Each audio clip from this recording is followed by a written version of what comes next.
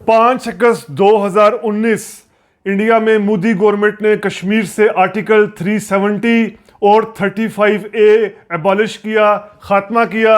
उस वक्त से लेकर अब तक 4 साल होने को आए। पाकिस्तान का ये मुतालबा है, पाकिस्तानी स्टेट की ये डिमांड है कि इंडिया 5 अगस्त 2019 के इन स्टेप्स को वापस ले तो उससे बातचीत की जाएगी। क्या था ये आर्टिकल 370, आर्टिकल 35A, और पाकिस्तान अब ये मुतालबा क्यों कर रहा है कि इन आर्टिकल्स को बहाल किया जाए, पुराने स्टेटस को बहाल किया जाए जो अगस्त 2019 के से पहले वाला था। ये आज हम जानने और समझने की कोशिश करेंगे रीथिंक विद उमर जावेद में। हिस्ट्री को उसके रियल कॉन्टेक्स्ट में समझने की कोशिश और जस्तजू करने वाले तमाम स्टूडेंट्स को रीथिंक विद उमर जावेद में खुशामदीद। 5 अगस्त 2019 को जब इंडिया में प्राइम मिनिस्टर मोदी ने वहाँ की लोकसभा की मदद लेकर, राज्यसभा की पार्लियामेंट की मदद लेकर, सदर की मदद लेकर आर्टिकल 370 को रिमूव किया, 35A को भी रिमूव किया, तो पाकिस्तान की स्टेट की तरफ से इसका बहुत सख्त रद्दमल देखने में आया। लेकिन उस वक्त भी पाकिस्तान के अवाम की अच्छी भली तादाद ऐसी थी कि जिनको ये मालूम ही नहीं था कि आर्टिकल 370 है क्या, ये 35A है क्या। ये अच्छे बड़ी तादाद में ऐसे लोग थे जिनको मालूम नहीं था, क्योंकि पाकिस्तान की स्टेट ने कभी भी आर्टिकल इंडिया के अंदर आर्टिकल 370 को सिरे से माना ही नहीं, ना 35A को माना, ना आर्टिकल 370 को माना। अब पाकिस्तानी स्टेट का मुतालबा है कि इस आर्टिकल को दोबारा बहाल किया जाए, इन आर्टिकल्स को बहाल किया जाए, तो हम इंडिया से बातचीत करेंगे। इंडिया से आगे फिर मजीद कुछ डायलॉग चलेगा या बातचीत का इम्कान होगा। आप मुख्तसर से हम समझते हैं ये आर्टिकल 370 था क्या, 35A था क्या। तो इस हवाले से अगर हम रिसर्च करें, इस हवाले से हिस्ट्री को देखें, तो जो इंग्लिश में बात की जाती है हॉर्सेस माउथ, हॉर्सेस माउथ क्या होते हैं कि किसी ऐसे फर्द, ऐसे फरीक, ऐसे पार्टिसिपेंट से कोई बात सुनना या समझना कि जो खुद उस एक्टिविटी में शामिल रहा हो, जो खुद इस सरगर्मी में, उस स्टेप में, उस दौर में शामिल रहा हो, जो जिसने खुद एक्ट किया हो और वो खुद कुछ बयान कर रहा हो फिर। तो ये अगर इस हवाले से आर्टिकल 370 के हवाले से, 35A के हवाले से, बल्कि 47 में कश्मीर की सूरत हाल को समझने के हवाले से हम अगर हॉर्सेस माउथ की बात करें, तो मेरे नज़दीक जो शेख अब्दुल्ला की किताब है आतिश चिनार, ये उन्होंने उर्दू में किताब लिखी थी आतिश चिनार, शेख अब्दुल्ला ने। इंग्लिश में भी इसकी ट्रांसलेशन फ्लेम्स ऑफ द चिनार के नाम से मौजूद है, अवेलेबल है, इंटरनेट पे भी ये दस्तयाब है, मौजूद है। ये कश्मीर को अगर 1920s, 30s, 40s में समझना हो, 50s में समझना हो, इवन 60s में सही मानों में समझना हो, तो ये हॉर्सेस माउथ इसलिए है कि शेख अब्दुल्ला खुद बहुत से मामलात में उस वक़्त आगे थे, पेश थे। शेख अब्दुल्ला का मुख्तसर तारुफ ये, शेख अब्दुल्ला एक कश्मीरी शहरी थे जिन्होंने अपनी अच्छा उन्होंने एजुकेशन हासिल की, अलीगढ़ से भी पढ़े, लाहौर से भी तालीम हासिल की। उसके बाद वो कश्मीर में महाराजा हरि सिंह के ख़िलाफ़ तहरीक में बढ़ चढ़ कर पेश रहे, यानी 47 से पहले ही जो वहाँ महाराजा के ख़िलाफ़ तहरीक चल रही थी 30s से 1930 की दहाई से आगे लेकर, महाराजा हरि सिंह के इक़्तिदार के ख़िलाफ़, महाराजा हरि सिंह और जो उसके नीचे सारा वो फ्यूडल हायरार्की थी उसके जबर के ख़िलाफ़ जो तहरीक थी उसमें शेख अब्दुल्ला पेश थे। शुरू में ये मुस्लिम कॉन्फ्रेंस के साथ रहे, लेकिन फिर इन्होंने मुस्लिम कॉन्फ्रेंस से कई बातों पर इख्तिलाफ करते हुए नेशनल कॉन्फ्रेंस नाम की पार्टी बनाई।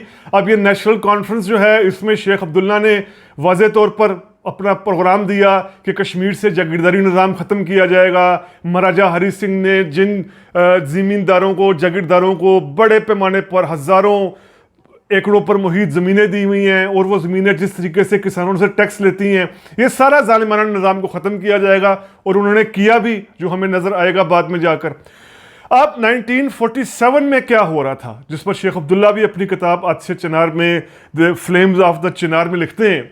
अब 500 से ज़्यादा प्रिंसली स्टेट्स थी, यानी जो डायरेक्ट ब्रिटिश के रूल के तहत नहीं थी। ब्रिटिश के 11 प्रोविंसेस थे 1947 तक, यानी पार्टीशन से पहले 11 सूबे थे और 500 से ज़्यादा प्रिंसली स्टेट्स थी। इन प्रिंसली स्टेट्स की जो हुक्मरानी थी वो राजे महाराजे निज़ाम मुकामी हुक्मरान करते थे, जहां उस तरह बरह रास्त ब्रिटिश का रूल नहीं था। इनडायरेक्ट तो था, लेकिन बरह रास्त रूल इन राजाओं महाराजाओं की था।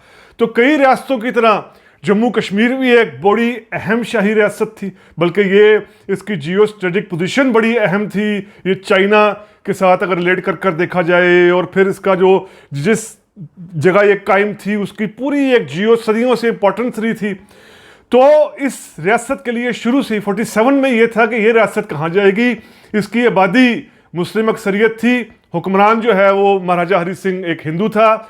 इसके उलट सूरत हाल जिस तरह हैदराबाद दक्कन में थी, वहाँ अक्सरियत हिंदुओं की थी, लेकिन हुक्मरान जो था निज़ाम वो मुसलमान था। कश्मीर में इशू दूसरा था। आज चूंकि हमारा मौजूद सिर्फ कश्मीर तक है, आर्टिकल 370 तक है, 35A तक है, इसलिए हम कश्मीर तक ही फोकस अपना रखते हैं।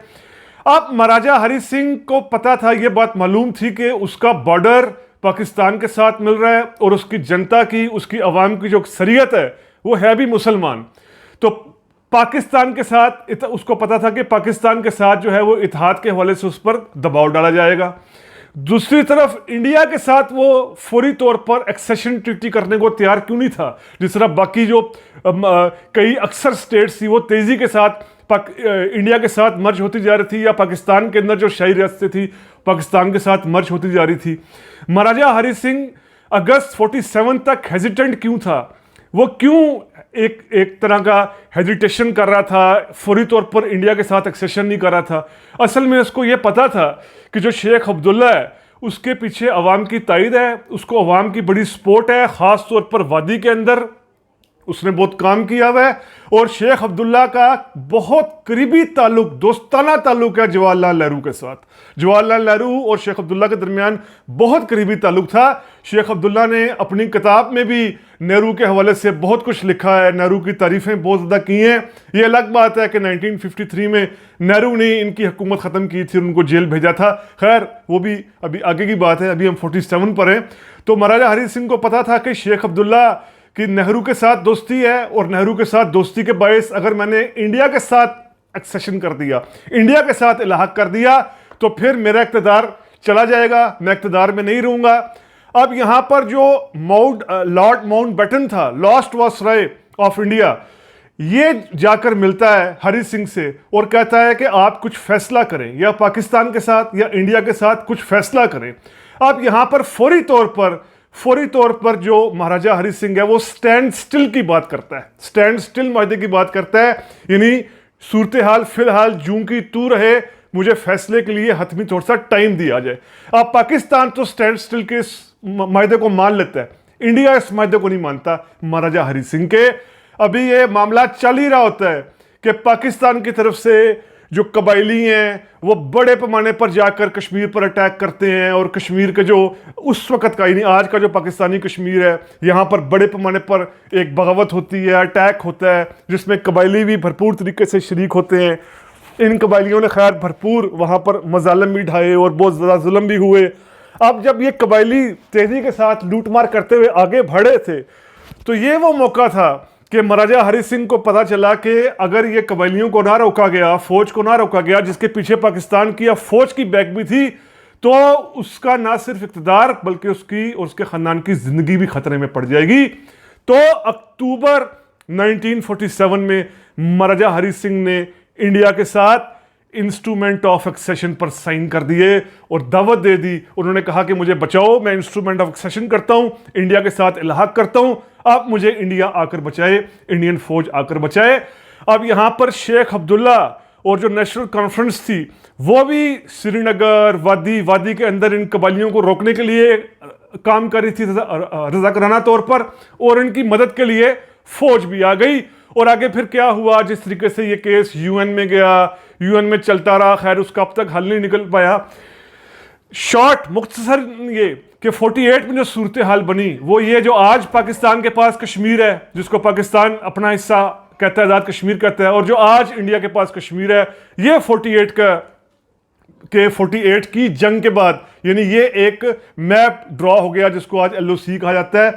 अब कश्मीर की हुक्मरानी, कश्मीर का जो एडमिनिस्ट्रेटिव पावर थी वो नेहरू ने दी शेख अब्दुल्ला को एडमिनिस्ट्रेटर बनाया, और महाराजा हरि सिंह का इक़्तिदार ख़त्म कर दिया गया। उनका बेटे जो करण सिंह थे, जो बाद में कश्मीर के सदर भी बने, करण सिंह को बराए नाम महाराजा हरि सिंह ने अपना वहाँ पर एक रेजेंट बनाया, अपना एक एजेंट के तौर पर वहीं रखा। लेकिन असल इख्तियारात शेख अब्दुल्ला के हाथ में आ गए। अब शेख अब्दुल्ला की जब इंडियन कांग्रेस रहनुमाओं के साथ बातचीत शुरू हुई कि इल्हाक के इंडिया के साथ इल्हाक करना है, अलग रहना है, क्या करना है, तो शेख अब्दुल्ला, जिस तरह बता चुका हूँ, नेहरू के साथ काफ़ी करीबी दोस्ती थी। शेख अब्दुल्ला अपनी किताब में गांधी की फ़िक्र फलसे से ही बहुत ज़्यादा मुतासर थे, तो उनका टिल्ट इंडिया की तरफ ही था। लेकिन साथ ही उन्होंने ये कहा कि जो आपके साथ इंस्ट्रूमेंट ऑफ एक्सेशन किया गया है इंडिया के साथ इल्हाक का, हमें उसको आईनी तोहफ़्फ़ दिया जाए, प्रोटेक्शन दी जाए। तो 1950 में जब इंडिया का कॉन्स्टिट्यूशन बना तो कश्मीर के लिए स्पेशल खसूसी तौर पर आर्टिकल 370 लगाया गया। ये आर्टिकल 370 के जो बड़े पॉइंट्स थे वो ये थे कि चंद शोबों के अलावा, जैसे फाइनेंस, डिफेंस, फॉरेन अफेयर्स और कम्युनिकेशन, ऐसे चंद जो बड़े इश्यूज हैं, इनके अलावा सारे जो अख्तियारात हैं वो जम्मू कश्मीर के पास रहेंगे, यानी कश्मीर की हुकूमत असम्बली के पास रहेंगे। और कश्मीर का झंडा भी अपना अलग होगा, इंडियन यूनियन का भी झंडा होगा, लेकिन साथ कश्मीर का अपना अलग स्टेट झंडा भी होगा। कश्मीर के प्राइम मिनिस्टर, चीफ मिनिस्टर को प्राइम मिनिस्टर कहा जाएगा, कश्मीर के गवर्नर को सदर कहा जाएगा। ये इस तरह के जो है वो आर्टिकल 370 में वादे किए गए। और कुछ अरसे बाद फिर 35A भी वहां पर लगा दिया गया। 35A क्या था? 35A ये था कि कोई भी जो इंडियन होगा कश्मीर से बाहर का, वो कश्मीर में आकर ना नौकरी कर सकेगा, ना बिजनेस कर सकेगा, ना फैक्ट्री लगा पाएगा। उसको कश्मीर का डोमिसाइल, कश्मीर की शहरियत, कश्मीर में वो किसी किस्म की कोई एक्टिविटी नहीं कर पाएगा, कोई प्रॉपर्टी नहीं ले पाएगा। एक्टिविटी से मुराद कोई प्रॉपर्टी या बिजनेस नहीं ले पाएगा। जो जॉब्स होंगी उनमें कश्मीरियों को हिस्सा होगा, बिजनेस और प्रॉपर्टी। अगर स्टेट गवर्नमेंट चाहेगी तो किसी को अलाउ करेगी, वो वहां पर आकर इंडिया से इन्वेस्टमेंट कर पाएगा। ये था आर्टिकल 35A। तो अगर हम फैक्ट्स को देखें तो अगस्त 2019 से पहले ही आर्टिकल जो 370 था, इसकी कई मरतबा खिलाफवर्जियां हो गई। बल्कि खिलाफवर्जियां खुद शेख अब्दुल्ला के दौर में शुरू हो गई। वो भी अपनी किताब में ये मानते हैं। 1953 में शेख अब्दुल्ला पर इल्ज़ाम लग गया, और इल्ज़ाम लगाने वालों में उनका पुराना दोस्त, बड़ा गहरा दोस्त जवाहरलाल नेहरू तब प्राइम मिनिस्टर थे। उनके दौर में इल्ज़ाम लगा कि शेख अब्दुल्ला पूरी साजबाज कर रहा है, एक कश्मीर कॉन्स्पिरेसी कर रहा है, पाकिस्तान से मदद मांगकर कश्मीर को इंडिया से अलग करना जा रहा है। तो शेख अब्दुल्ला की हुकूमत को बड़े गलत, बड़े भौने तरीके से ना सिर्फ 1953 में ख़त्म किया गया, दिल्ली की तरफ से शेख अब्दुल्ला को गिरफ्तार कर लिया गया। 10 साल से ज़्यादा अरसा वो गिरफ्तार रहे इस केस में, इस साजिश केस में। तो सब उसके बाद भी अगस्त 2018 तक कश्मीर में 8 मरतबा तो प्रेसिडेंशियल रूल लग चुका है। 8 मरतबा यानी वहां पर सीधा दिल्ली का कंट्रोल हो चुका है। इसके अलावा भी कई तरह के ऐसे वहां इकदाम हुए हैं कि जिनमें यूनियन गवर्नमेंट का ही, यानी इंडिया की जो सेंट्रल नई दिल्ली की बनाया हुआ लॉ है वही ज्यादा चला है। तो आर्टिकल 370 असल में जो अपनी असल एसेंस था, अपनी जो इसकी हकीकी एसेंस थी, उसकी स्पिरिट, उसकी रूह तो उसकी खत्म हो चुकी थी। बहरहाल मोदी ने जब ये खत्म किया 2019 अगस्त 2019 में, तो इसका इंडिया के अंदर बहुत ज्यादा रिएक्शन आया। कांग्रेस पार्टी ने कहा कि ये मोदी ने वादे की खिलाफवर्जी की है। प्लस ये कि जो खुद कश्मीर के अंदर प्रो इंडियन पार्टीज थी, नेशनल कॉन्फ्रेंस, उमर फारूक की, जो शेख अब्दुल्ला के बेटे हैं, उनकी पार्टी थी उमर फारूक की। और उसके बाद फिर जो है वो शेख अब्दुल्ला की जो बेटे थे फारूक अब्दुल्ला और उनके बेटे उमर अब्दुल्ला, इनकी पार्टी भी। और जो महबूबा मुफ्ती की पीपल्स डेमोक्रेटिक पार्टी है, ये भी जो प्रो इंडियन थी, ये भी अब इंडिया के इस स्टेप के बाद, इकदाम के बाद बहुत सख्त एजिटेशन कर रही हैं। और अब दिलचस्प बात यह है कि यह मामला सुप्रीम कोर्ट में बड़ा आईनी नुक्ता क्या है, कानूनी नुक्ता क्या है इंडियन सुप्रीम कोर्ट के सामने, कि आर्टिकल 370 को ख़त्म करने का इख्तियार नई दिल्ली के पास तभी हो सकता था अगर जम्मू कश्मीर की असेंबली से एक करारदाद जाती कि इस आर्टिकल को ख़त्म कर दिया जाए। लेकिन जब यह आर्टिकल ख़त्म किया गया तो जम्मू कश्मीर की असेंबली तब काम कर ही नहीं रही थी, तब वहां पर सदारती निज़ाम था। अब देखते हैं वहां की सुप्रीम कोर्ट क्या फैसला करेगी। और जहां तक पाकिस्तान के इस मुतालबे का ताल्लुक है कि आर्टिकल 370 को ख़त्म किया जाए, आर्टिकल 370 को बहाल किया जाए, 35A को बहाल किया जाए, तो जैसे मैंने बताया इस आर्टिकल की एसेंस पहले ही ख़त्म हो चुकी थी, 2019 से पहले ही काफ़ी हद तक ख़त्म हो चुकी थी।